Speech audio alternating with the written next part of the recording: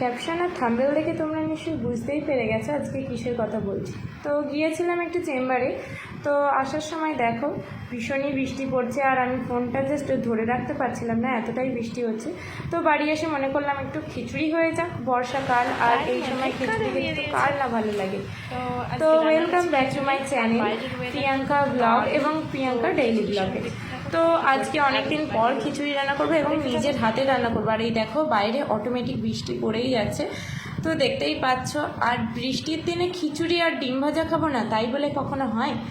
তো আজকে চলে গেলাম, ইচ্ছা হয়েছে আর খিচুড়ি তো খেতেই হবে। তো একটা পাত্রে আমি প্রথমেই চাল আর এক রকমের ডাল ভিজিয়ে নিয়েছিলাম। তো আমি এখানে আতপ চাল, তোমরা এখানে যে কোনো চালই নিতে পারো। তো আমার যেহেতু আতপ চালের খিচুড়ি বা গোবিন্দভোগ চালের খিচুড়ি বেশি ভালো লাগে, তো আমি এখানে ওই চালটাই নিয়ে নিয়েছিলাম। আর তারপরে দিয়ে দিয়েছিলাম মুসুরির ডাল।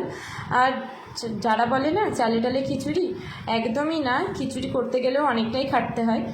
তো তারপরে আমি চালটাকে আর ডালটাকে একটু ধুয়ে নেবো। তার মধ্যে কারেন্ট চলে এসেছিলো, এমনি রিমেলার যে ঝড় আসার কথা ছিল তার জন্য আমাদের এখানে আগে থেকে সচেতন করার জন্য কারেন্ট অফ ছিল। তো দুদিন কারেন্ট অফ থাকায় সত্যি ভীষণই বিরক্ত লেগে যাচ্ছিলো। আর যেহেতু চেম্বারে ইনভার্টার আছে, তো আমি চেম্বারে প্রথমে ফোনটা চার্জ দিতে গিয়েছিলাম। তো দেখো প্রথমেই এটাকে আমি এবার ধুয়ে নেবো। তো ধুয়ে নেওয়ার পরে আমি এটাকে ভালোভাবে পরিষ্কার করে নিচ্ছি, যেহেতু খিচুড়ি করছি আর প্রথমবার। আমি বললাম না আমি সত্যি কথা বলতে খিচুড়ি রান্না করতে পারি না, আমি অন্য রান্না তাও মোটামুটি করে নিতে পারি। তো আমার যারা পেজে নতুন তারা অবশ্যই একটু ফলো করে দিও, আর নতুন নতুন ভিডিও দেখাবো। তো এটা একটা ডেইলি ব্লগ আমি শেয়ার করলাম।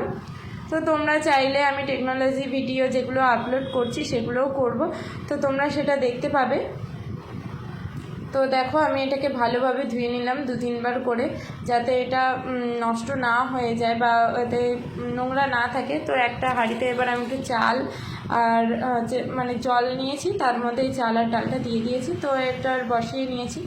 আর এখানে আমি আলু কেটে নিয়েছি মোটামুটি 3টে থেকে 4টে মতো, একটু বড় বড় সাইজের।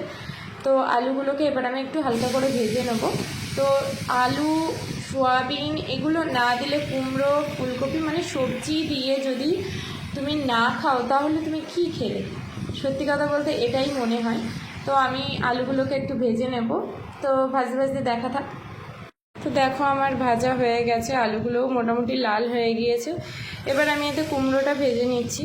তো হালকা করেই ভেজে নেব। এবং আমি লাস্টের পোর্শনটা তোমাদেরকে একটা জিনিস দেখাবো, তো দেখলে তোমাদেরও হাসি পাবে।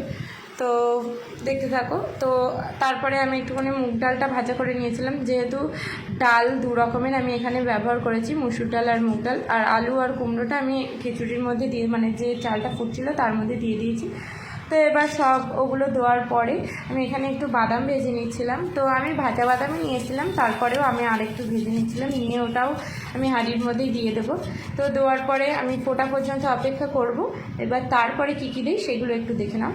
তো তারপরে আমি এর মধ্যে দিয়ে দেবো লবণ। দেখো প্রায় ওগুলো ফুটে গিয়েছে। তো ফুটে যাওয়ার পরেই আমি লবণটা এখানে দিচ্ছি।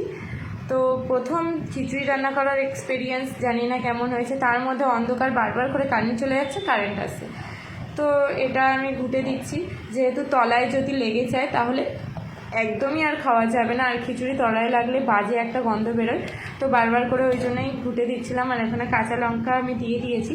তো এবার তেল নিয়ে নিয়েছি, সাদা তেল। তো তার মধ্যে আমি শুকনো লঙ্কা দিয়ে দিয়েছি 2টো মতো। তো তারপরে তেজপাতা দিয়ে দিয়েছি। এটাকে এবার একটু ভালো করে নেড়ে নেবো। নেওয়ার পরে আমি এর মধ্যে টমেটোগুলো দিয়ে দেবো। আর এতে একটু হালকা জিরে ফোড়ন দিয়েছি। তো জিরে দিলে একটা হালকা খুব সুন্দর গন্ধ বেরোয়। তো অনেকে এখানে হিংও ব্যবহার করে, তো আমরা যেহেতু হিংটা খাই না তাই এগুলোই দিয়েছি। আর তারপরে এর মধ্যে আমি একটু ধনের গুঁড়ো দিচ্ছি। তো দেখো আমি এখানে সানরাইজের ধনের গুঁড়ো ব্যবহার করেছি। আর এখানে দিয়ে দিচ্ছি জিরের গুঁড়ো। তো এটাও আমি সানরাইজের ব্যবহার করেছি। তো যত সুন্দর মশলা দেবে, এবং লাস্টে যদি পরিমাণগুলো ঠিক না হয় তাহলে একদমই ভালো লাগবে না। তো এরপরে ওটা দিয়ে দিয়েছি। তো দেওয়ার পরে আমার রান্নাটা কমপ্লিট হয়ে গেছে। আর ভিডিওটা এই পর্যন্তই, লাস্টে আর আমার দেখা হয়।